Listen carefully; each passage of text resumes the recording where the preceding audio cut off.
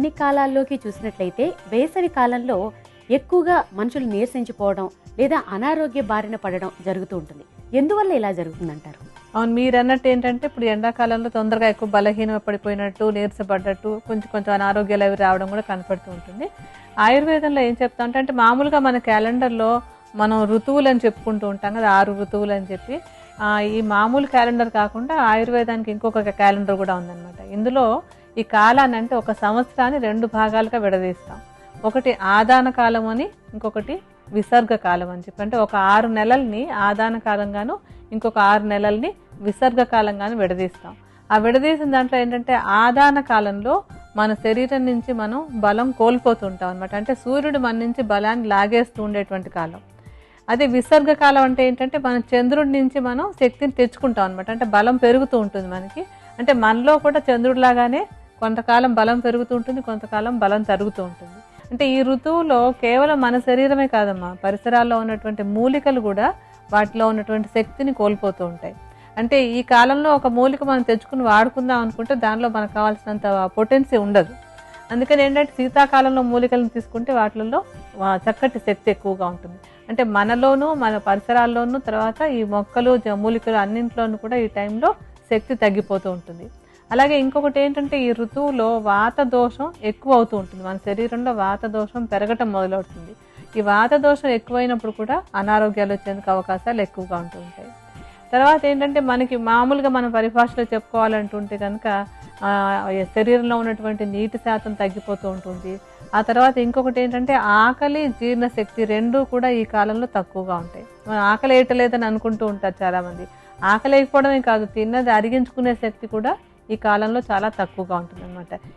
ఈ కారణాల వల్ల ఈ ఎండాకాలంలో మనకి ఎక్కువగా నీరసపడిపోవడం, తర్వాత అనారోగ్యాలు రావడం అనేది మనకు కనిపిస్తుంది. ఆహారంలో మనం ఏంటంటే కొద్దిగా నీటి శాతం ఎక్కువగా ఉన్నటువంటి కాయగూరలు, ఆకుకూరలు. అంటే ఏంటంటే మనకి ఈ పొట్లకాయలు, దోసకాయలు, బీరకాయ ఇలాంటి వాటిలలో నీటి శాతం బాగా ఎక్కువగా ఉంటుంది. అటువంటి కాయగూరల్ని ఈ కాలంలో ఎక్కువగా తీసుకోవాలన్నమాట. అలాగే ఇంకొకటి ఏంటంటే కొంచెం ఈ కారాలు, మసాలాలు, నూనెతో వేయించిన పదార్థాలు, ఈ 3 కూడా ఈ కాలంలో ఏంటంటే ఇందాక అన్నాను చూడండి, వాత దోషం ఎక్కువ అవుతుంది ఈ కాలంలో అని చెప్పి. ఈ నూనెలో బాగా వేయించినటువంటి అంటే ఎండిపోయినట్టు లెక్క నూనెతో వేయించామంటే మనం అటువంటి ఆహార పదార్థాలు వాత దోషాన్ని ఇంకా పెంచుతాయి. అంటే ఆల్రెడీ వాదం పెరుగుతోంది, ఆ టైంలో మనం ఇటువంటి ఆహారాలు తీసుకుంటే ఆ వాత దోషం ఇంకా ఎక్కువయ్యి అనారోగ్యాలు వచ్చే అవకాశం ఉంది. కనుక అటువంటి వేయించినటువంటి పదార్థాలు అవన్నీ కూడా ఈ సీజన్లో బాగా తగ్గించేసుకుని కొంచెం చక్కగా పలుచగా ఉండేటువంటి చారు, పులుసు, పెరుగు పచ్చళ్ళు అలాంటి పల్చటి పదార్థాలను ఎక్కువగా చేసుకుంటూ ఉండాలి. ఆయుర్వేదంలో ఆహారం, విహారం కూడా చెప్పుకుంటాం. స్నానం విషయం ఏంటంటే 2 పూట్ల చక్కగా చల్లటి నీటితోటి స్నానం చేయటం. స్నానానికి ఈ పువ్వులు లేదంటే దవనం కానీ మరి ఇలాంటివి ఏమి దొరకలేదు అనుకుందాం, కొన్ని ఊళ్ళలో మనకు పువ్వులాగా అవకాశం లేదనుకుంటే కనుక వట్టివేళ్ళు కానీ, తుంగముస్తలు కానీ, కచ్చూరాలు కానీ వేటినైనా సరే మనకి బజార్లో మూలికల కొట్లలో దొరుకుతూ ఉంటాయి. ఈ చూర్ణాలను తీసుకొచ్చి మన స్నానం చేసేటువంటి నీళ్ళలో ఈ చూర్ణాలు వేసుకుని ఆ నీటితో కనుక స్నానం చేస్తున్నట్టయితే శరీరానికి శక్తి వస్తుంది. ఈ చెమట బాధ, తర్వాత ఈ చర్మం పేలిపోవటం ఇలాంటివన్నీ మనకి వేసవి కాలంలో వస్తుంటాయి. అటువంటివన్నీ రాకుండా ఉండడానికి ఇవి బాగా తోడ్పడతాయి. వేసవి కాలంలో ఆరోగ్య రక్షణకు ఉపకరించే ఆయుర్వేద ఔషధం ఏ విధంగా తయారు చేసుకోవాలో వివరిస్తారండి? ఇప్పుడు మనం తయారు చేసుకోపోయేది ఏంటంటే ఒక ఔషధం లాంటిది, పానీయం లాంటిది. అంటే ఒక ఔషధ పానీయంగా చెప్పుకోవచ్చు అనమాట. ఇందులో మనం ఏమేమి చేసుకుంటామంటే మొట్టమొదటి తీసుకునేటువంటిది జీలకర్ర. ఈ జీలకర్ర కొద్దిగా వేయించేసి పొడి చేసి ఉంచుకోవాలి. జీలకర్రను ఎందుకు ఇందులో వాడుతున్నామంటే మనం ఇందాక చెప్పుకున్నాం ఈ కాలంలో వచ్చేటువంటి సమస్యలు ఏంటండి, ఆకలి, జీర్ణశక్తి 2 తగ్గిపోతాయని చెప్పుకున్నాం కదా. ఈ ఆకలిని, జీర్ణశక్తిని పెంచడానికి జీలకర్ర బాగా ఉపయోగపడుతుంది. అలాగే ఈ ఎండాకాలంలో ఒక వేడి, వాతం రెండింటిని తగ్గించడానికి కూడా ఈ జీలకర్ర చాలా బాగా ఉపయోగపడుతుంది అనమాట. అయితే కొలతలు అదంతా ఏం అక్కర్లేదు, విడిగా జీలకర్రని వేయించి పొడి చేసి ఉంచుకోండి. దీన్ని ఎలా చేయాలో మనం తర్వాత చూద్దాం. తర్వాత మనం తీసుకోబోయేటువంటి ఇంకొక ఈ ద్రవ్యం ఏంటంటే పుదీనా. ఈ పుదీనా జీర్ణశక్తిని, ఆకలిని చాలా బాగా పెంచుతుంది. అందువల్ల మనం ఈ వేసవిలో చేసుకున్నటువంటి ఔషధ పానీయంలో పుదీనాను వాడుకుంటున్నాం. ఈ పుదీనా కూడా కొలతంతా ఏమీ లేదు, కొంచెం పుదీనా ఆకులను తీసుకుని కొద్దిగా ముద్దలాగా నూరి ఉంచుకోండి. తర్వాత తీసుకున్నటువంటి మరొక ద్రవ్యం ఏంటంటే నిమ్మరసం. జీర్ణశక్తిని బాగు చేస్తుంది, ఆకలిని పెంచుతుంది. అలాగే ఏంటంటే ఈ సీజన్లో వచ్చేటువంటి డీహైడ్రేషన్ రాకుండా ఉండడానికి కూడా నిమ్మరసం చాలా బాగా సహాయపడుతుంది. ఏంటంటే పులుపు రుచి శరీరంలో ఒక నీటిని ఉత్పత్తి చేస్తుంది అనమాట, నీరు నిల్వ ఉంచేలాగా తయారు చేస్తుంది.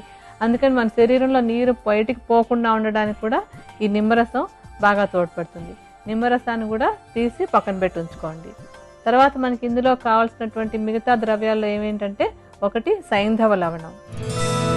ఈ ఉప్పు ఆరోగ్యానికి మేలు చేసేటువంటి ఉప్పు అన్నమాట. అంటే ఈ సీజన్లో ఆకలి పెరగటానికి, జీర్ణశక్తి బాగుండడానికి, ఆ తర్వాత ఉప్పు కొంత అవసరం కూడా శరీరానికి. ఎందుకంటే ఎండాకాలంలో మన శరీరం నుంచి చెమట ద్వారా కొంత ఉప్పు బయటకు వెళ్ళిపోయి తొందరగా డీహైడ్రేట్ అయిపోతూ ఉంటాం కనుక కొంత ఉప్పుని మనం ఎక్స్ట్రా శరీరంలోకి అందజేస్తూ ఉండడం అనేది కూడా చాలా అవసరం. అలా రకరకాల అంటే ఔషధ గుణాలతోటి మామూలు అవసరాలను తీర్చడానికి కూడా ఈ సైంధవ లవణం ఉపయోగపడుతుంది. సైంధవ లవణాన్ని కూడా చూర్ణంలాగా, మెత్తటి చూర్ణంలాగా చేసేసి రెడీగా ఉంచుకోండి. మనకి ఇందులో కావాల్సినటువంటి ఆఖరి ద్రవ్యం ఏంటంటే చక్కెర. అంటే ఇప్పుడు మనం ఈ ఔషధ పానీయం తయారు చేసుకోవడానికి కావాల్సినటువంటి వస్తువులన్నీ రెడీగా ఉన్నాయి. ఇప్పుడు ఇది ఎలా తయారు చేసుకోవాలో నేను చూపిస్తాను మీకు. ముందుగా ఏం చేయాలంటే ఒక గ్లాస్ నీళ్ళు తీసుకుందాం. ఒక గ్లాసు చల్లటి నీళ్ళు తీసుకోండి. అంటే ఒకవేళ మీరు ఫ్రిడ్జ్లోంచి నీళ్ళు తీసుకుంటున్నట్టయితే కనుక మరీ చల్లగా కాకుండా కొంచెం చల్లబడినటువంటి నీళ్ళు తీసుకోవడం మంచిది. లేదంటే ఒక కొత్త కుండలో పోసినటువంటి నీళ్లు ఆరోగ్యకరంగాను ఉంటాయి, చల్లగాను ఉంటాయి, మంచి రుచిగాను కూడా ఉంటాయి. అటువంటి నీళ్ళనైనా సరే చల్లటి నీళ్ళని తీసుకుని ఒక గ్లాస్లో పోసుకోండి. ఈ నీళ్లలో మొట్టమొదటి మనం ఒక చిన్న చెంచాడు జీలకర్ర చూర్ణాన్ని వేద్దాం. పుదీనా నూరి ముద్దలాగా చేసి ఉంచుకున్నాం కదా, ఆ ముద్దను కూడా కొంచెం ఈ నీటికి తగినంతగా కొంత పుదీనా ముద్దను కూడా ఇందులో కలపాలి. ఇంకా నిమ్మరసం ఒకటి ఉంది కదా, ఈ నిమ్మరసం కూడా ఒక పెద్ద చెంచాడు నిమ్మరసాన్ని ఈ పానీయంలో కలుపుదాం. తర్వాత ఒక చిటికెడు సైంధవ లవణాన్ని కూడా ఈ పానీయంలో కలుపుదాం. దీనిలో ఇప్పుడు తగినంత చక్కెరను కూడా కలుపుకుందాం. ఈ మిశ్రమాన్ని ఇప్పుడు బాగా కలిపేయండి. ఈ పానీయాన్ని వేసవి కాలంలో ప్రతిరోజు ఒక గ్లాస్ చొప్పున తీసుకున్నట్టయితే కనుక మీ ఆకలి, జీర్ణశక్తి రెండు కూడా చాలా బాగా ఉంటాయి. ఆకలి, జీర్ణశక్తి బాగుండడం, వాతం అదుపులో ఉండటం, ఇవన్నీ కూడా మేలు జరుగుతాయి అన్నమాట. ఇలా ఉండటం వల్ల ఏంటంటే ఈ వేసవి కాలంలో ఎటువంటి అనారోగ్యాలు రాకుండా ఉండడానికి ఇది బాగా తోడ్పడుతుంది.